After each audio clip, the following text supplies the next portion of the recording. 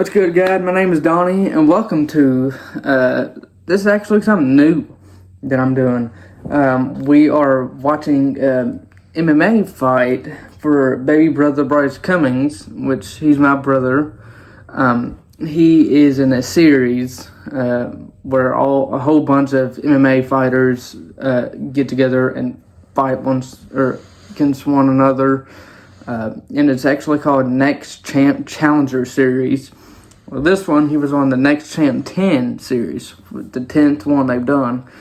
So we're going to get into that and watch and talk about it, ask him a couple questions at the end, probably during the middle, whatever. Let's just go ahead and watch.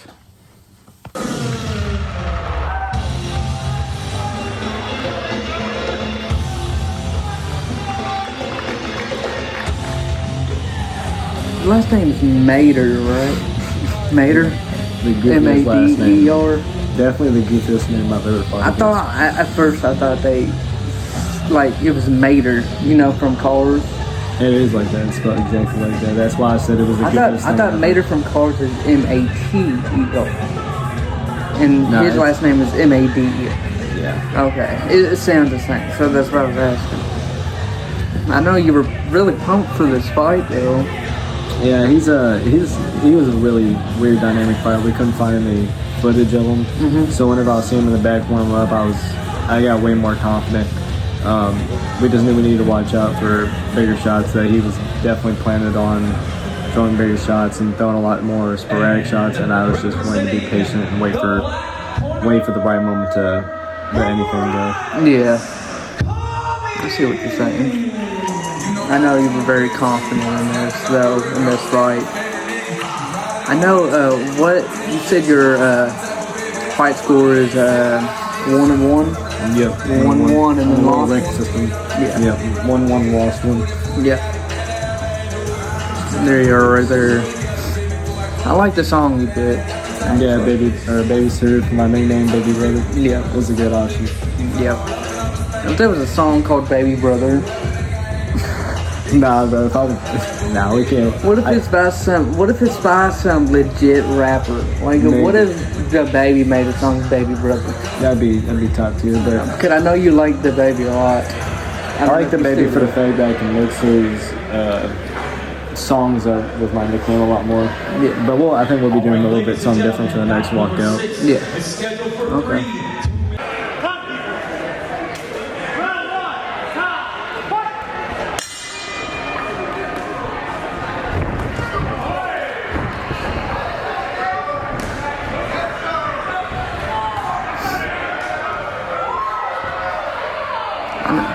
I know you were going straight in there at the beginning.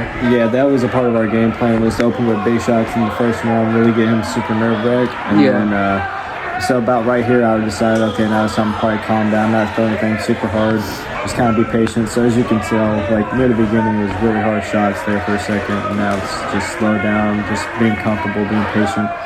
Don't force anything, because that's how you get hurt. Yeah, I know your last fight you actually done. Which was the first one? The second one? First adult fight. First adult fight, yeah. I know whenever you were in that fight, that I seen that you weren't doing as good as you could have been, but in this fight you were more like powerful, you were more confident, you were more, getting out of the way of certain hits and kicks.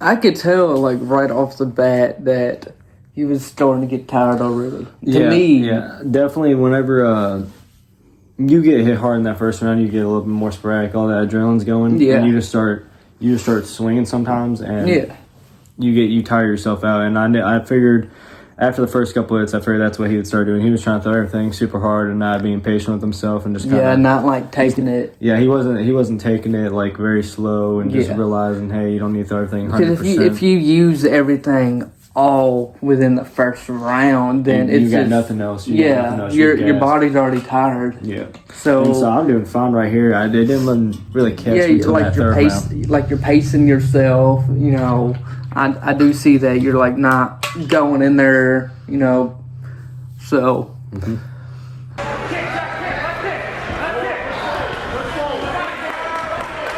That was a good body kick for you. It was. As you can tell, you can see kind of like these modes right here, but I'm being a little bit more patient. Now I'm throwing some kind of hard that I knew would land. But yeah, he just keeps doing whatever he can, but the thing is, he's already used it all. Yeah, he's used everything by this point. It felt like nothing compared to the first couple of punches I got hit with. He was very I'd say the word for it is very prepared for this fight. Yeah. Not that he was bad or anything. He just got hit with a bunch of hard shots in the beginning and didn't realize how that fight was going to go for him. So yeah, I didn't want to come in and just throw heavy shots. I wanted to set up my shots. I really wanted to throw a lot of small jabs here and there, just run with kind of small shots and then go for a really heavy shot and then go back to small. I didn't want to waste anything too hard. If I knew I would rock him, then I would start pushing him really hard. But if my hard shot doesn't rock him, then I'm not gonna force anything. There's no point in even doing anything. Yeah.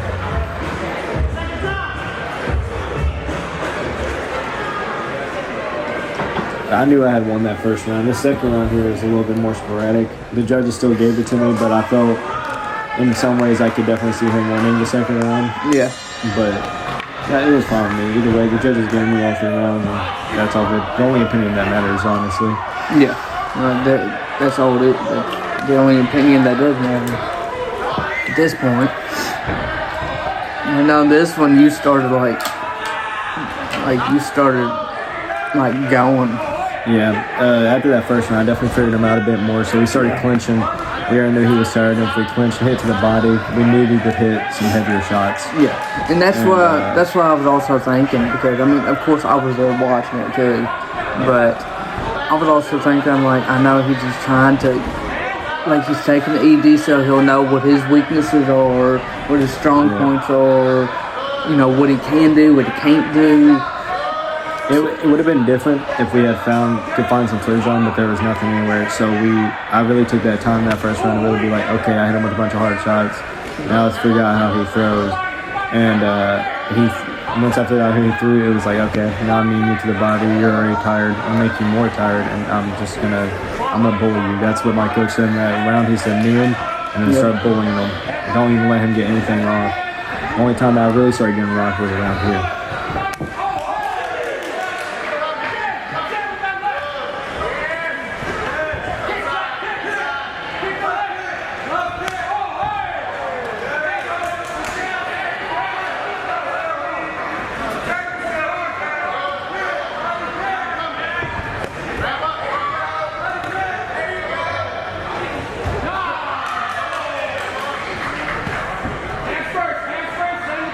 That was a hard body shot. Whenever I landed that, I knew he felt it.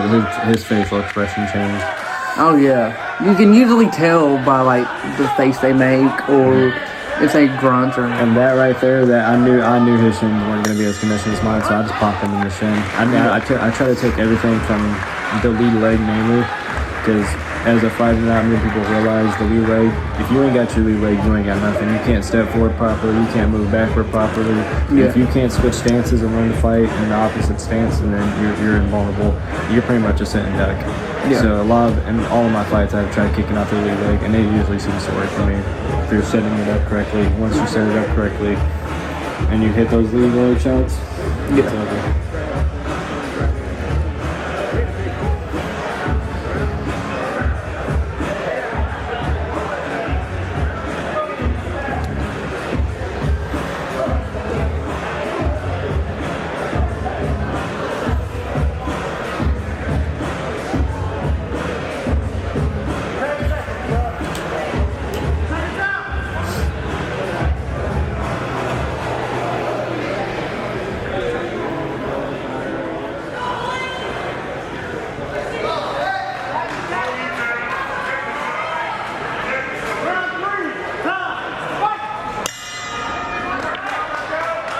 Yeah, I know this fight. You know, me being your older brother, I was very glad that you're doing what you always wanted to do since you were younger. You know, you actually are able to do it. You're doing pretty good at it. So at this point, like I say this all the time. I think this is what God needed me to do, and if that's what it takes, and I'll take every punch that comes my way. If you got a gun on your side, what else? What else do you need? This round, I really thought about that a lot more too, because you get really tired in these last couple of rounds, and it really it starts to affect you a bit. You kind of get to that point where like, do I want to fatigue or not? And it's just you gotta learn to push through. Push through, persevere, adapt, and overcome. It's something we all have to learn in life. So right here was kind of the moment where I decided we're just gonna go after it. I know here on the third round, I know you started getting more. Like, you started getting more hurt and all that. I can definitely, I can sit here and I can say, like, I wasn't tired out, but I definitely was tired out. But my coach definitely on that last break, or 1 minute break, he told me, he was like, just push through and you'll win the fight. So he was like, you've already pretty much won from what we can think. So he's like, just sit here and win by all 3 rounds. Don't even push the brakes on it. So that was the moment I realized I'm going for it all. I'm coming for it all now. So I already won the fight. Now all we gotta do is just finish it.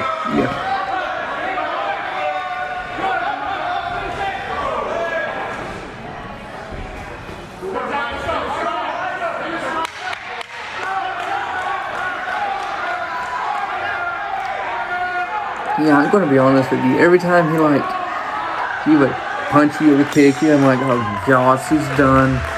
I'm like, there's no way I wouldn't have been able to do it. I know I wouldn't be able to do MMA or UFC or anything, because one hand I'll be done. It's just what it is with me. I'd just be like, I quit, forfeit, you win, I don't care. And as you could tell near the very end, I kind of took my time and conserved more energy because he was blocking the punch, and like I was new to the body, so I wasn't gonna waste my energy. But as soon as I let go, I threw a hook and I threw a right cross and a body kick, and that's the way we finished the fight. We finished it off on a good note. Don't ever let them think they even have a second chance of winning. Like you want them to definitively think like I'm done. I'm lost. That, and also if you slip up just a little bit, they could always bounce back. So you just can't do it at all. You can't let them slip. Can't even make them think it. I really wanted him to think during this whole round that he was done. So whenever I realized that the harder shots were really affecting him, I really wanted to, like I said, keep the pressure, not too hard, but then land a really hard shot and just keep bringing his confidence level down. And that really affects a lot of these fighters, is their confidence level. If you only got confidence when you're fighting, you shouldn't be in there. Judges from round number 6 at home to a unanimous decision. The judges want score at 29-28. Judge number 2, 30-27, and judge number 3, 30-27. All for the winner. Out of the black corner, taking color, Bryce Cummings.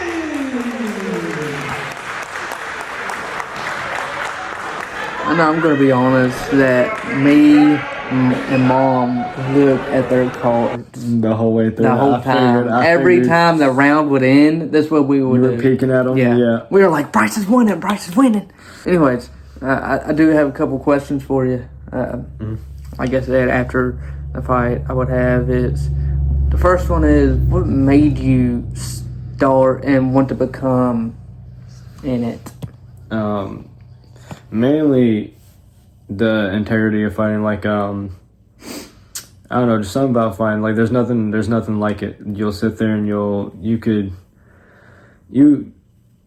put it in the best way, simple and possible. Like there's nothing like fighting. You're never gonna get used to it, and the feeling of being able to go in there and realize that I could take anyone out, any shot, with anything, whether it's being on the ground, whether it's striking, whether it's just it's there's nothing like it. Like that understanding of how to really dismantle somebody and going in there and doing it against another man that knows how to do it and coming out victorious is that's the main thing that draws me to this sport. Yeah, also because I was thinking that, I mean, if you go in there, you know you're going to be able to do, like, you know, dismantle someone or go against someone that is a lot better than you or a lot bigger than you or whatever, and you come back from one piece and you come back a winner or whatever, you know. Mm-hmm.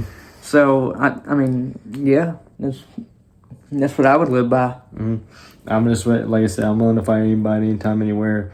Yeah. And like I tell people all the time, you can sit there and you can walk to that cage or walk to the ring or anything with me, and like, but at the end of the day, like, even if I'm nervous, I'm still gonna walk the walk, and we're still gonna be in there locked with each other. Yep. And if I lose, fine, I'll come back at some other point and just get another victory and come right back after you. Like,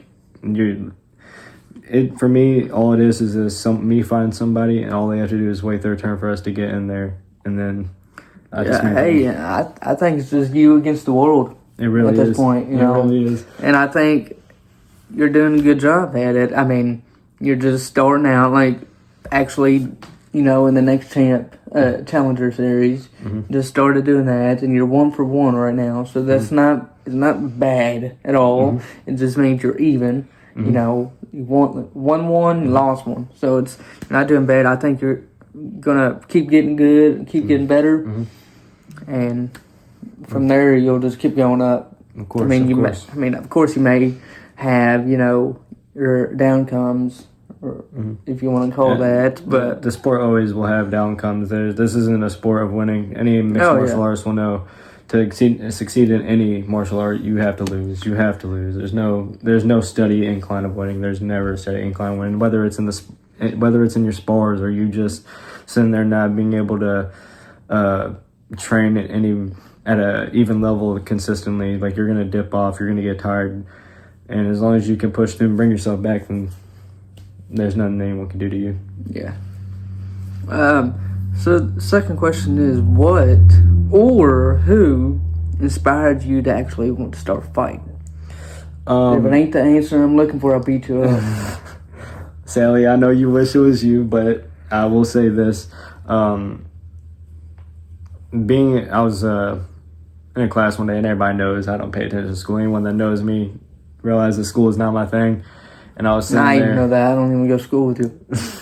Well, you know, I'm sure Mom's heard you complain about them, but like, sitting there, I was getting, like, just tired of sitting in the class, being bored, because I never did any of my work. I literally just sit there and watch paint dry at that point because I thought the class was so boring. Yeah. And I got on the Chromebook and looked up a MMA fight, and I watched Israel Adesanya dominate in a fight, and from there I don't know, something about the sport just intrigued me and wanted to get into it, Yeah, because I know you like Israel Adesanya, and I know you like, who else?